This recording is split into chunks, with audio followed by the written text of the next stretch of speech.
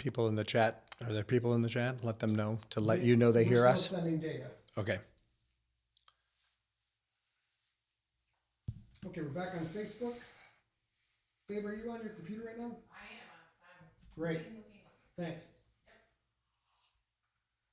So the problem is, this has a certain number of resources. Mm-hmm. For some reason, nice. quit out Logic. Yeah, who knows? It's crazy. People are coming back. All right. If I had that problem, I would have thrown a rock at it to see if that helped. So. A little quiet again, but there is audio. Great. So I have to go back in the console. I understand what I'm doing. They can hear my audio too. Make sure they hear my audio too. If someone could, pretend you're talking to me. I'm literally talking to you. I don't have to pretend. Well, that's not as fun. 6. Bring that back down. Okay, try again, Rob. All right. So here I am talking to you, pretending like I'm talking to you, but I'm not talking to you. Hey, everybody. Whoop. I'm trying to talk to you, but you're not listening. But that's okay. Okay, we're getting back in action here. You guys in the chat room, tell me, Rob, just talk to me. Yeah, Rob. here I am Tell me talking. about your day, Rob. Yeah, I'm talking. Here, I'm talking. It's odd. I can talk for hours on end without saying anything, and right now I can't think of a single thing to say. So, how's that? Anybody hearing me? You do talk enormous amount. Thank you. Dawn hears both. Thank you. I'm going to take that as a compliment. No? Fantastic. Sound strong? Okay, let's roll. Yeah, I don't sound like I'm on speakerphone now, so we're about to get to work. Let's get at it. Hoorah. Okay. Baby, here you go. Now watch the chat room. You're going to set the timer, eh? I will. Okay, great. Quit. We're still recording in Logic, making sure that's still going. Logic's still going. Good. Okay, let's see if this works. Your phone is right there. Your phone for the questions. Thanks, doll. And you're gonna pick up this and put it. Yeah, you're taking the script. Because the coaster sucks ass. Put it right You also got the script, Scott? There you go. there. Hey, that's right. Can't use it Why not? because it's in front of the camera. Oh, I'm so sorry, but that's where the script is. Put it in your lap, Scott. All right. I thought the script was on the phone. No? No, just the questions are on the All right, phone. we'll do this right here. Yep. Now, why is this crazy shit going on? Get rid of that. Disconnect. Okay. Now, babe, do you have OBS up? I have. Oh How do we look? Can you see us? no, hang tight. I see me on the camera. How do you look?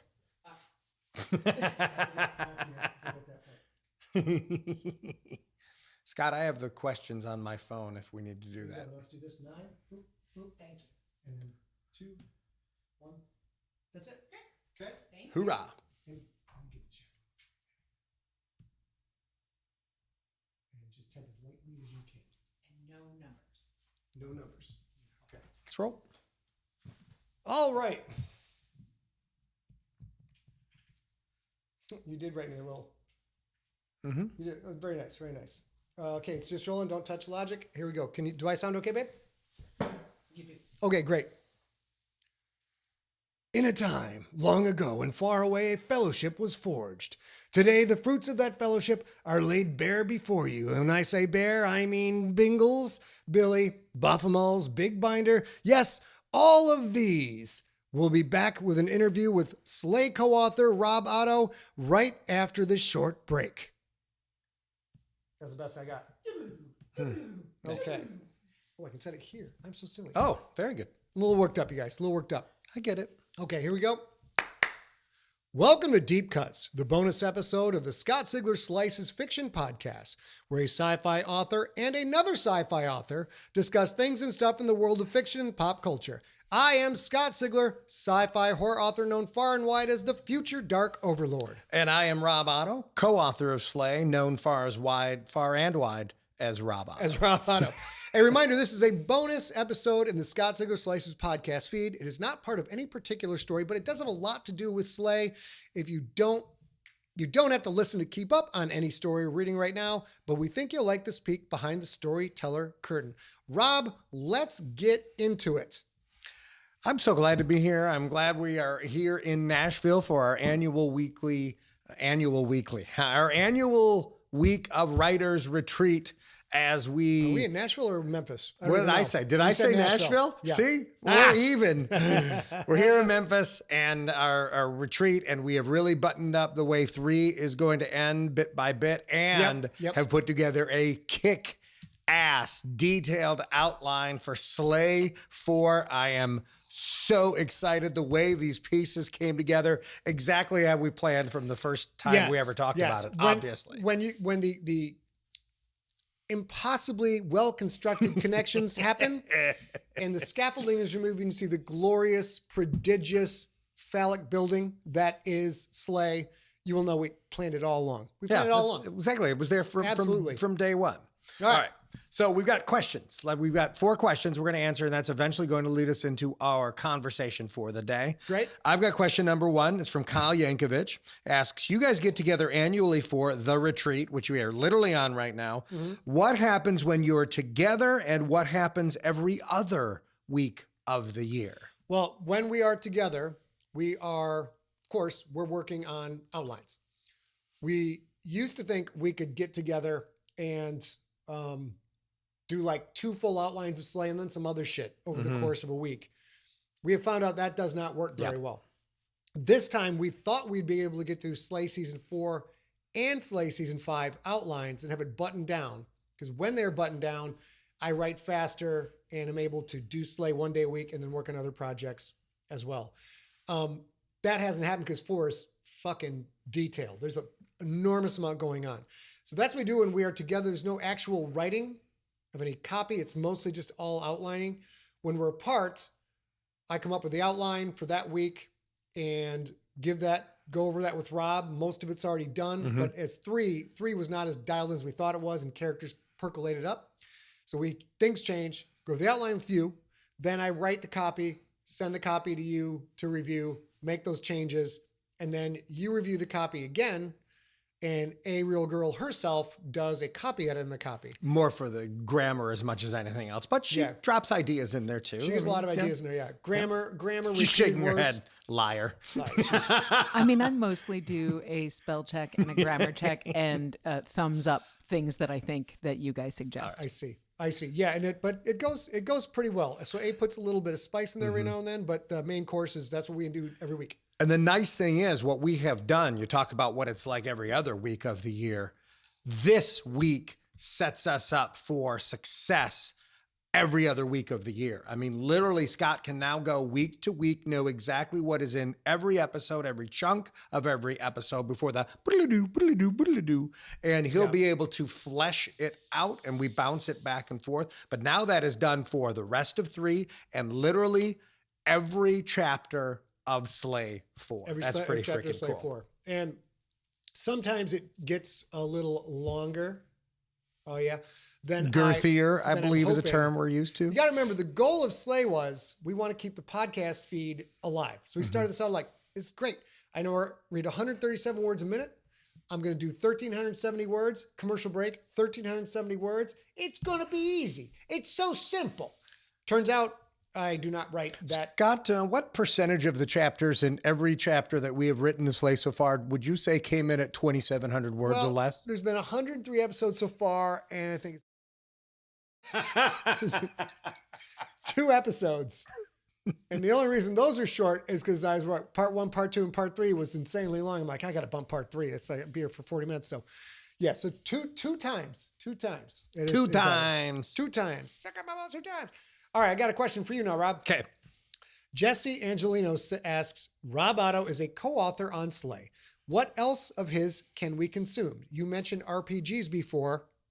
So I'm going to answer the last part first. So during 2020, when we were all locked in, I resurrected an idea that Scott and I put together a complete outline for back in the 1990s for a Champions campaign.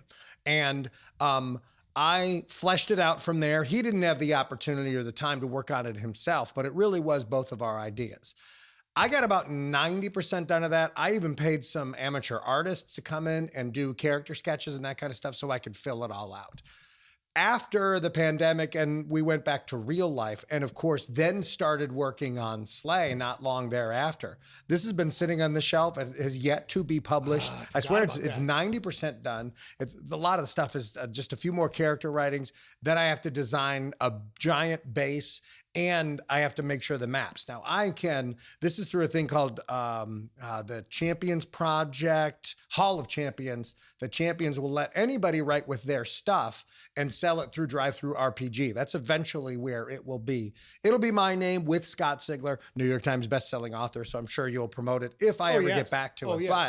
But I'm a whore. I'll promote the shit out of that. But I can steal maps and drawings, anything from any already published Champions work. So that has helped me flesh it out. There's just some more details, but it just kind of got shelved and I haven't gotten back to it. So thanks for the reminder. Maybe this summer will be, maybe over the next couple of months, especially now that you will need less help on Slay on a weekly basis. Yeah. Maybe I will dedicate myself, just because you asked about it, dedicate myself to getting this finally freaking published. Nice. In terms of other things that I already have published, right now it is literally a children's book that I wrote with my ex-wife. It is called The Puppy in the Red Checkered Coat Meets Santa. So it is a holiday story about a puppy, and it was based on a real life thing that happened with us and our puppy back in the day. And it's adorable. It's so I'm going to get in trouble with my beloved for saying this, but Rob and I had, what's that? How dare you? Rob and I had an idea that a side quest that might take place in Slay Season 4, where Dragon gets lost and Shitbird and Dragon have a little adventure. So the idea of Dragon and Shitbird's big night out will be written like a children's book, but full of Shitbird's crazy cursing.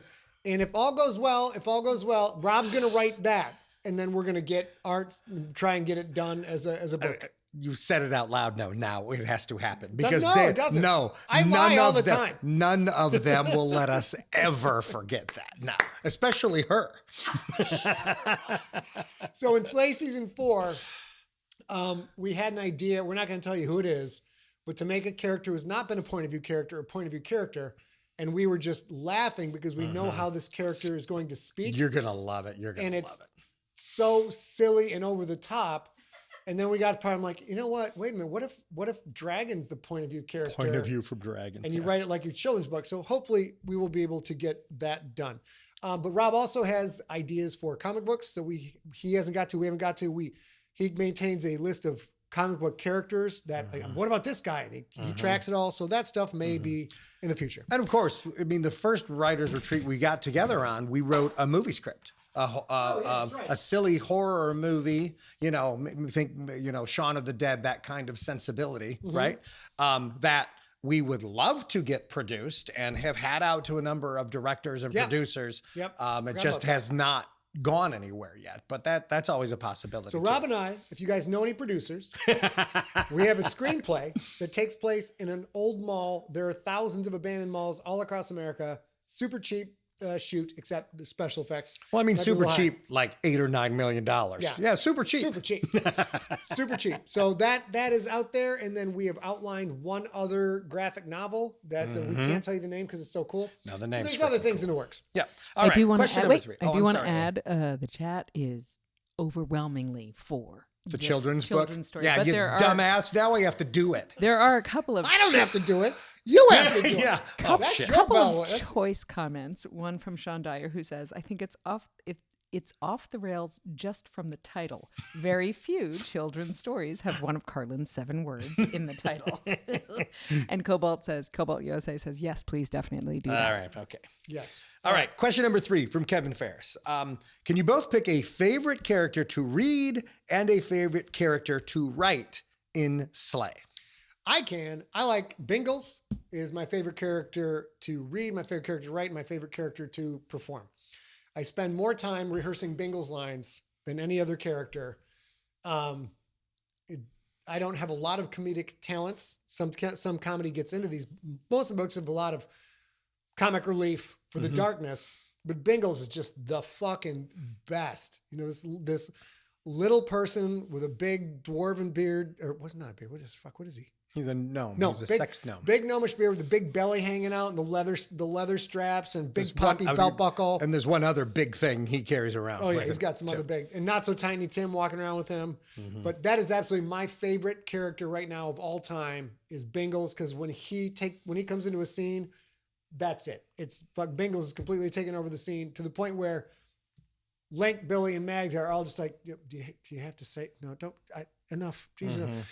Their reaction is always modeled after Steve Carell in The 40-Year-Old Virgin, the Moosh scene. Moosh is like, it's not about the butthole plunges. It's not about the rusty trombone. And poor Steve Carell's like, please, Jesus, stop. I don't want to hear anymore. That's the goal. How about you, Rob? I think probably the one I like to hear you read the most, it's kind of a tie. Shitbird is just always on the top of my list. Shitbird's a blast. I love Shitbird. I love when we see the world through Shitbird's eyes, because of course, it's just so self-centered and everything is awful except for him, right? I mean, that's just the best. I also like both writing and hearing you read. When Billy goes off on one of his verbal diarrhea rants, right, where it just goes everywhere, and you were reading about 700 words a minute while you were saying it out loud. It's actually quite impressive, truth be told. So yeah, that's where I land. Which is, again, I would like to point out, any of you who don't know, I tried to kill Billy about halfway through book 1. All right. That was one of my first suggestions to Scott. Well, yeah, when are we going to kill Billy? And I kept asking him every single chapter. And we are now about halfway through book 3. Book 3. And I will tell you that Billy features strongly in book 4. They all do. I think they figured out the main cast is the main cast. The main cast is the main cast. But what you fuckers don't know is sometimes I kill people in the main cast. It's true. I've done it before. You mean great cost to my career. However, you mean like Billy? Yeah, could be Billy. All right. 4th question. Gene Stanikamp asks, so Rob, was Scott the dungeon master all the time? And if so, what was the best thing about his game mastering, and what was your least favorite thing? So Scott actually didn't even start out as our first dungeon master. Our buddy Scott Christian was our first dungeon master when we played D&D, right? Now, Scott Sigler had a long campaign with just 2 of his friends, Ken Moberly and Dr. Dan Baker, PhD, playing Champions, the super heroic role-playing game. Once we all found out that was there, all of us superhero geeks wanted to play as well. So his universe expanded from 2 people to like 10 people almost overnight. It was huge. So when we would play D&D, Christian would do that. When we play Champions, Scott would do that. But after a while, I wanted to do it too. I had, in my geeky years with no friends, I had created all these characters and I had created my own world and that kind of stuff. And so sometimes we'd play Champions with Scott. Sometimes we'd play Rob's campaign of Champions. And that's just how it was. And then, the big time was when we did the crossover, right? We did the 12-issue maxi series. We did the DC Marvel crossovers. It was fucking awesome, dude. And got to mix it because everybody who was in Scott's campaign created a different character to be in my campaign. So we switched back and forth when we were dungeon mastering or game mastering. If we're, Dungeons and Dragons is specifically for dungeons, for dungeon master, and everybody else is just the game master. Now, in terms of best thing about the game mastering and your least favorite thing about Scott being a game master. Here we go. They kind of fall into the same bucket. All right. It was the amount of detail and thought that went into your stories, which obviously anyone who's watching this already knows how well detailed you are.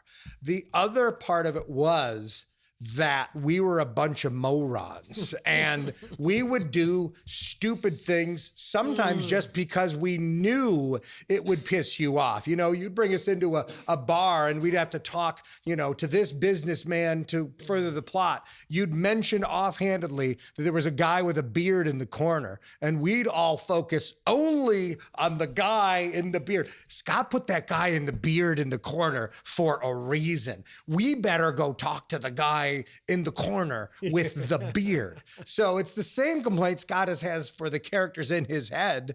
They won't do what I want them to do. Yep. And that started with us. So you're welcome. Thank you. Thank you. I'm so grateful for this. Yes, that's great. But it was, and then he'd get really upset when he thought he laid out all the clues for us and we still were too stupid to figure out what he was doing. So, and it's that fine line. We have this conversation all the time. Yeah. Are we telling them enough? Are we had this telling conversation them about too Slay. much? Yeah. That's the question, and that's the problem, right? Are we giving you all the clues? Are you going to figure out the next big thing we have going on? Or are you going to have to go back and retroactively say, oh, they did tell me that. I just didn't freaking catch it. We're going to tell you a little bit more about that particular nuance of our storytelling style right after this quick break. Listen to if there's an ad, listen to it, because for crying out loud, we're trying to entertain you, make money here. We'll be right back. Welcome back to Deep Cuts. Today, our guest is Rob Otto, co-author of Slay. We have just wrapped up the outline for Slay Season 4, and we were talking about... That's me. Yeah. I know him. Yes. I know him. You know him. Also, by the way, if you guys hear this, you want to go look for the thumbnail for Slay for episode 103. Find it on YouTube. YouTube's the best place to see the thumbnail. Slay 103 on YouTube, because you get to see the size discrepancy between Rob and I. Like, I don't see it. I don't fucking see it. I never see it with you and Christian Oliver. I have all these gigantic fucking friends, and I never see it until we take a picture. I'm like, oh, let me get that picture. Let me put it in the thumbnail. I'm like, holy fuck, am I tiny? What the fuck's going on here? You know, when you talk about little dogs who think they're big dogs, that's this yippy son of a bitch right here. I don't got to be the biggest dog. I just got to be the meanest dog. And have 8 big dogs around you. Having That a pack of certainly big helps. dogs behind you fucking is great. It helps an enormous amount. I'd be dead without this guy and a bunch of our friends. So we were talking about how when we were role playing, when I was a game master, I put hundreds of hours into creating campaigns and spent all my weekend, finished my classes and work. I would work on this nonstop. So the storyteller bug was already super, super deep. And the style with which people read my work, what they see, that went into it was formed the storytelling spot in those days, but it was already the ember of that was already there. And what you were talking about before the break was I would put in all of this work to try and, when you find out what happens, that you go back and like, fuck, he told us, like it was there. We just didn't see it, which is for me, some of my greatest joys in movies and in TV is you get to the end result and it's been so carefully threaded and so delightfully thought out that you're like, most of the time now as a professional storyteller is all I do. I can see it coming. I can call the beats. I know it's going to come. And this happens a lot with A. So like, I'll call it out 10 seconds later, it'll happen. She's like, how did you do that? It's because this is what I do for a living. But part of that, when you flip the script, come back and what we do is we want to set it up so you guys can see it coming if you put the pieces together, but not make it so everybody sees it. We want the end to be surprising. It's kind of a Pareto's law of storytelling. We want maybe 20% of you to get it and 80% of you to guess and get it wrong. So when you go back and re-listen or reread, you're like, fuck, it was right there. And for me, that was The Sixth Sense. I didn't see The Sixth Sense coming at all. I got to the end of it, went back and rewatched it, I'm like, it was all right there. All right there. So that came from our game mastering and storytelling, like trying to give you guys things. And sometimes you just missed it and that would drive me crazy. I agree with it. Literally in that same movie, I did see it coming. About halfway through, I leaned over to my then wife. And while it was in the scene, while Haley Joel Osment was in the bed and he was basically giving away the entire plot of the movie to Bruce Willis, I leaned over to my wife and said, I just figured it out. And she's like, what are you talking about? She's like, when it happens later, trust me, this is the moment I figured it out. You 'Cause I didn't had spoil to tell it, her. but you had to put the flag I in didn't the spoil sand. it, but I had to let her know. And then when it happened, she turned to me and said, you liar. I'm like, that's why I told you, because I knew you wouldn't believe me after the fact. Yeah, so that's part of it. Another part of it is us working together. Scott and I realized early on that we were excellent role players. We would get into our characters so much that we would make decisions that the character would make, even if we as the human beings, the players, knew it was probably going to screw things up or further the plot. So we're able to really see it from that perspective and bounce ideas off of each other. Yeah. I mean, we would bounce ideas off of each other even when we weren't writing together. And that's kind of where this came from. Scott's like, listen, you guys are funny. I want to bounce ideas off of you because I think we can punch up the humor here. Yeah. That's where this whole thing started years That's ago right. with you saying, That's right. I want you guys to come out, hang out with me, and let's work on something because I think we could be really freaking funny together. Yeah, I'm not the most unfunny person in the world. I'm also not the funniest person in the world. I know I'm writing spaces for jokes, but that's kind of how this started. When I texted Rob and said, you want to make $50 the hard way? It was like, I know I have a good joke here. It's not good enough. You're fucking funnier and more clever. Here, take this. Give me something else here in this spot. And the other thing we did when we role played was, I don't think we prided ourselves on it, but when we got someone to the character, like I, Scott, know what's going on. I know what to do. Lance Coyote, private investigator. Investigative specialist, Investigative excuse me. specialist. Who had a penchant for breaking people's backs, turning them into cripples. It was dark. Lance Coyote would not see this, so I would ignore the me and be in the character so that, and if that fucked up the game master's work, you were the game master for Lance Coyote. Yep. That was too bad because Lance Coyote would not see these things right here. Exactly right. And Rob as a game master also would come back and be like, listen, I think you're like on the side, like, I think Lance would have noticed this thing. I'm like, oh, okay. Because you, like, the game master is your eyes, ears, nose. The game master gives you all the input. But that helps formulate our storytelling style, which is, we talked about it today. We had several big talks today about like, if we reveal this piece of information to Lincoln, Lincoln is going to figure all of it out and it will change the course of what's happening. And then he'll go do these three things because he's Lincoln. So like, we want the reader to get that information. So we need to reveal that information to A different Billy. character. Or Yeah. that information needs to be revealed to Lucas because Lucas doesn't have this. He's So never it's- going to tell Lincoln. It's what it really comes down to for me is we're storytelling gearheads from the Midwest. We put in the wrench time. We want it to be honest. We do not want Deus Machina. We do not want you to stop in the middle of a book and be like, how the fuck would he have come up with that? Or there's no way Magda would have missed this. We're thinking about that all the time so that you are never taken out of the story. If we do our jobs right, you check out from your brain for a while. We take you away to a place where your core essential self can get a breather and recover. And if we fuck up our job and you're like, there's no way Shitbird would not have eaten that cockroach, that takes you out of the story. And then we have failed at what we do. So I think a lot of that comes from the role playing and both the game mastering and the role playing part of it informs that. Looks like he's got a question. Yeah. I have a question from the chat room. David Lamb asks you both, have you ever had a large disagreement? And if so, how did you overcome it? This is the crazy. I'm going to answer this one too, because I blab. We've had fucking no disagreements about this shit. We have Or disagreements. just minute, or at least discussion points. We have more discussion They're points. discussion points, but like what has been great, I am a control freak when it comes to my stories. I've had wars with Random House. I've like literally, not name calling, but like, I've been like, how fucking dumb can you be that you think we should do this? And He will say that to me, by the way. that's right. And then later on, most of the time, I think I'm right, but sometimes with my editors, these are professional editors who are, I'll be like, oh, fuck, you know what? When I think about it, like, it turns out you're fucking right. I'm sorry I got mouthy, but that's a better idea. The biggest thing is the best idea wins. The best story flow wins. So when Rob and I have a discussion,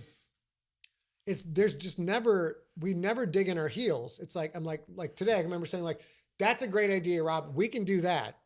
But also we can do this and this. And we have to evaluate which of these three options is the best. And then We talk it all out, though. we just don't have an ego. I have ego everywhere else. When I work with my friend for a fucking, 40 years? Jesus, I don't even know. 40 Yeah, years. we've been friends My for friend 40 of 40 years. years. I don't have an ego. And Rob can be like, that won't work because of this. And I'll be like, and I'm not even mad. I'm like, yeah, you're right. Fucking and just move on. Because when the right thing gets picked and we agree on it, we're good. We move on to the next thing. What do you think? Here's the other part of it as well. That even when we have an idea and we have something that we think is locked in, if anybody brings up a logic question about that, I mean, we had something literally in book 4 that from day one years ago when we were working at the end of 1 into 2 into 3 into 4 into 5, we had this idea. And we started realizing, well, now logically, the way we've developed these characters, there's no way that Link wouldn't react to this thing. Yeah. So we scrapped the whole thing. We changed it. We found a better way to do the thing we needed to have done, but stay true to the characters. And I think a lot of that also comes from game mastering, because when you're the game master, you're playing every other character that a player is not playing. Every non-player character is you. And so you have to be good at putting your brain into different people and figuring out how they would react in different situations. And I think that has helped you immensely. I think in your writing. You saying that makes me realize I sort of write like my characters are, they are the other guys sitting around the table and I am game mastering. I have to make it obvious enough that you want to pursue 60% of this course of action and leave 40% roughly there. So you might make the wrong choice, but we do that with the characters in the book too, because you are one of the characters. The reason I have you guys as fans and Rob and I have you guys as constant readers is because we are writing for you like you were sitting at the table with us and you are playing one of these characters, and we need to make sure Magda, Billy, Link, Shitbird, Dragon, everybody makes the logical choice based on what they are what they have been shown. What the game master has shown you, they make the most logical choice true to their character. Mm-hmm. And that's why my Audible has this readability chart. Like they measure how long people are listening to stuff and how many times they rewind and things like that.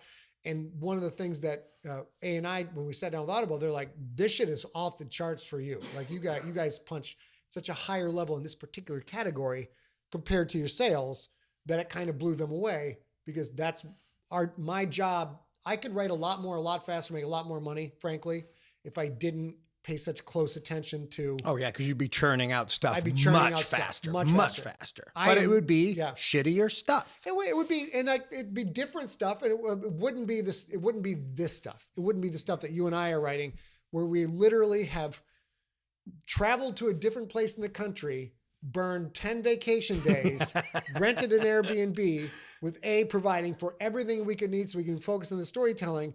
So literally it's fucking tens of thousands of dollars for us to get together every year, but we do it because the end product is so much better. And the end product is something I would put up against fucking anything, anytime. I'm proud of it. I am proud that people spend hundreds of hours of their lives consuming the thing that we do. That makes me the happiest. And to me, and I think I can probably speak for Scott on this one too, I think the worst thing that can happen when you are reading or listening to one of these books is for you to stop and say, that character wouldn't do that. If that's something that happens, we've done a bad job. We want you to know how a character is going to react, even if that reaction is not in the best service of that character. But if it's true to what we have taught you about each of these characters, and I mean, listen, we're 3 books in now. I mean, you have a lot of ground to know what these characters are. You know them as well as we do. We never want to have one of them do something out of character just because it makes our job easier. Right. The biggest thing, that's it. The biggest thing is our job is to make sure that you don't think about it. Our job is to make sure that you don't go, wait a minute, they wouldn't do that. And we do get that. We get that from time to time. We have some readers who fucking really, they know us as well as we know the characters. Like Sean's one, and there's other characters that are like, why would this person do this? And we're like, why would they do that? Because Rob and I missed it. That fucking does happen. Most of our work revolves around, let's make sure that when that happens, it's very, very rare. Because if you have to think about it, you're out of the story. Our Yeah. job is that even when we drop fucking bombs and Four's got some shit, you'd be like, cannot believe that fucking person did that thing right there. But you never think that person would have never done that thing. There's a huge difference. So it's a big game. A couple of notes from the chat. Okay. Chris Grawl says, "Amen. That the character wouldn't do that kills me every time." Spoiler: Bill the Butcher in Gangs of New York would never have let DiCaprio's character live. I'm not sure I agree with that. I'm not sure I agree with that. Yeah, I do. Do you agree with that? We watched the Magnificent Seven. Oh, we watched it last night. Why Fucking did Cassavetes let the seven go and not just kill them? As here's a message to you, that villagers. took me out of the You story. ever bring anybody back in? Now, great freaking story based on the Seven Samurai. One of my favorite movies of all time. He explains it, but I don't think he explained it very well. But I'm willing to overlook that because I love freaking Yul Brynner in that movie, and I The movie freaking was love that fucking movie. sick. If you guys haven't rewatched The Magnificent Seven lately, Not that 2016 crap. We're talking about the original one. I mean, there was good stuff in that, but the original one was. Also- Yul Brynner is a fucking pimp. Yeah, such a Charles pimp. Bronson is a fucking king. And fucking who else was in that shit? It was just it was murder's row. Just everybody. It was right. so I mean, so freaking good. fucking good. Yeah. But Rob's right. When we got to the point, because I haven't watched it in so long, I forgot how it Yeah. went. And we got to the point, I'm like, and I always think about Scott from Dr. Evil. Don't explain it to him. Shoot him in the head. Boom, dead. I have a done. gun in my room. I could go get it right now. We could shoot them together. That is literally a conversation Rob and I had today about 4. I'm like, no, there's no way that just kill them. Just kill them. And the problem goes away. You win. Good day, sir. So that and Magnificent Seven absolutely took me out of the story. Other stuff, babe? I do want to also add that Sean in the chat room said, "Sorry for being a pain in the ass," No. and that Oh, is no. absolutely No, not. no. Nope. No, fuck that, Sean. Sean, look at me. Look at me right now, Sean. Look at me. Babe, am I on this camera? Let's make sure you are. Sean There you go. fucking keeps us sharp. Keeps us fucking sharp. We don't get everything, no matter how hard we work at it. And your questions and critiques always land with I'm always like, motherfucker, how did I miss that? We appreciate it. It's great. It keeps me on my toes. I'm very good at what I do. I'm not perfect at what I do. I appreciate it. And we like your pain in our ass. Wait, what? You know what? You guys, wait a minute. Hey, Scott, how do you write Bingle so well? If only I knew someone who made everything tawdry sex jokes, I could probably write a better Bingles. Now imagine this shrunk down to here. Same belly, but shrunk down. And there this you go. shrunk up to here. Well, when you think about it, what you've got right now, if you were fucking 3'10", pretty impressive, right? Pretty That's true. It is at a good scale for half a You're person. like bonking yourself in the head with that shit all the time. What's going on? What else we got, babe?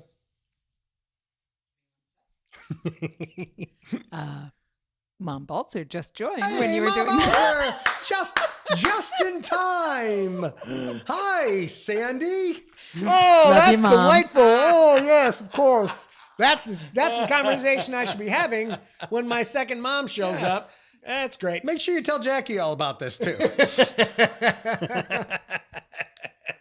Okay, so we're gonna start wrapping this up. Of course, this is a fucking delight to get to do this every year with Rob. We're getting older every year, but A still makes this happen every year. And Rob takes vacation time, and we do this. And yes, you guys may have noticed that is the mock-up cover of Slaybook 2. But what we had to do, we had to get meaty with this shit. We had to get meaty with it, so you guys could see Scott Pond hooked us up. Got us a little bit of a show here. It's a first preview. It's, this is pre-edit and that kind of stuff. The You know final what? version. It's fucking girthy. It's We fucking like the color though. We all agree fucking on the girthy. color. We So already know the color whole will be color right. scheme.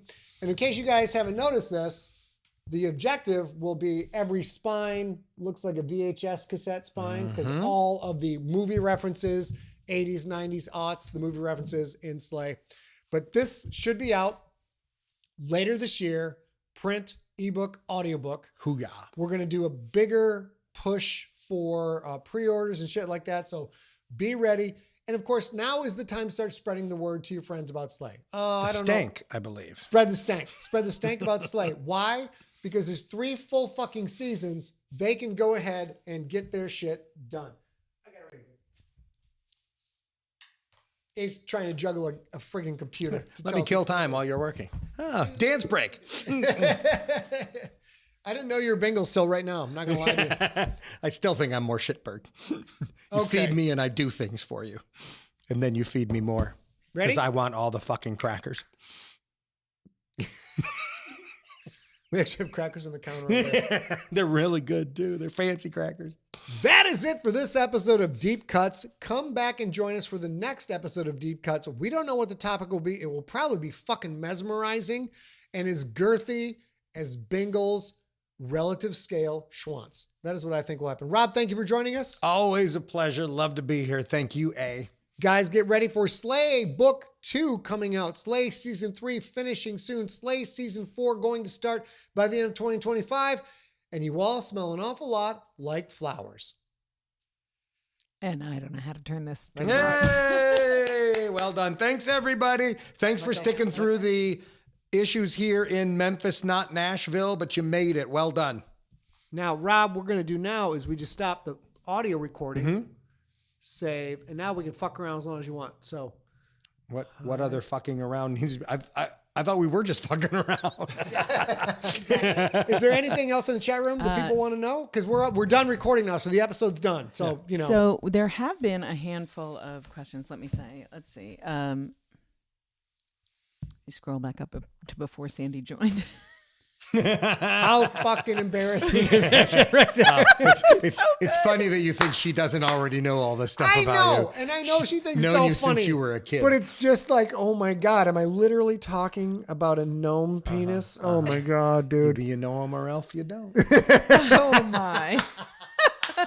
That's my sister Patty's joke. I've got to give her credit for Oh, we got to put that in. Let's see. I gotta put it. all Either right. you gnome or elf. How do you say it? or elf you don't. Oh, What's the my difference between a gnome and an elf? Either you know them or elf you don't. Well, we'll change the meaning a little bit. Got it. A little bit. Sean asked, I don't know what this refers to, so I didn't ask it during the stream, but Okay. oh yeah, when was the courtroom sketch stream planned? How did I miss that already? The courtroom sketch stream. I don't know. I'm missing the connection. Yeah, me too. You'll have to email that to info@emptyset.com. So we're going to go through whatever else got asked in the chat room, and then Rob and I are heading to fucking Beale Street, A2. Yeah. We're going to go get some Go see music. some live music. What's up, babe? What else? Spike says, I don't know how to insert the picture, but the two of you are definitely two heads on one body. Speaking about you two, that's Oh, totally yeah. true. Nice. That's Excellent. my dad coach has often said, you two guys share one goddamn brain. You are Quato. Of course, I'm this. And like, boo! My little body, pick it up. I think that's it. Those are the only All right. questions that I have remaining. Cobalt says thank you to all three of us. Kyle says, put it in two if you like. Yeah. Nice. Fantastic. As always, we love spending this time with you guys. We know that time is the currency of life. You cannot possibly replace the hours and minutes you spend with us. We are infinitely grateful for it. We are working super fucking hard to make super fucking cool things for all you super fucking cool people. And I think that's it. Super And now- fucking now cool. Fuck off! Fuck off! Fuck off! Give me a Bring me a fucking cracker! cracker.